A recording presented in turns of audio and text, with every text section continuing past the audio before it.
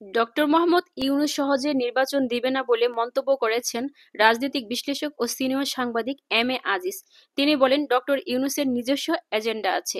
নির্বাচন যে দেশে হবে এটা মুসলমান হিসেবে বলতেই হয় যে আল্লাহ জানেন, আর ডক্টর মোহাম্মদ ইউনূস ছাড়া কেউ জানে না। সবসময় ডক্টর ইউনূস প্রেস সেক্রেটারির মাধ্যমে কথা বলে, আর প্রেস সেক্রেটারি এসব বিষয়ে কথা বলেনি, বরং তারা আরো রিগ্রেট করেছে, বলেছে এটা আলোচনা হয়নি। সুতরাং নির্বাচন হচ্ছে না, ফেব্রুয়ারিতে নির্বাচন হবে না।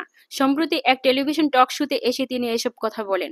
আজিজ বলেন, মাইলস্টোন স্কুলের ঘটনার বিষয়ে প্রথমে 4 দলকে ডাকে, এনসিপিকেও ডাকে, যারা উনাকে নিয়োগ দিয়েছে, যেটা তার ভালোবাসার দল। যার নিবন্ধন নাই, কিচ্ছু নাই। সাংবাদিক আজিজ বলেন, 13 দল যখন বসেছে তখনও এ বিষয়ে আলোচনা হয়নি। 14 দল যখন বসেছে তখন হঠাৎ করে মুস্তফা জামাল হায়দার এসে বলেন, নির্বাচন হবে ফেব্রুয়ারিতে, 5 দিনের মধ্যে তারিখ ঘোষণা করা হবে। যা আসলে কোনো আলোচনাই হয়নি। রুহিন হোসেন প্রিন্সের কথা উল্লেখ করে আজিজ বলেন, আমরা বলেছিলাম সব সময় ক্রাইসিস হলেই ডেকে ঐক্য দেখাবেন। আমরা ক্রাইসিস যার যার মতো করে দেখব। আপনার এখানে আর আসবো না। আপনি নির্বাচন দেন, এইসব ক্রাইসিস চলে যাবে। তখন ডক্টর ইউনূস শুধু একটা কথাই বলেছে, আচ্ছা আমরা দেখব। এই শব্দটাই উচ্চারণ করেছে।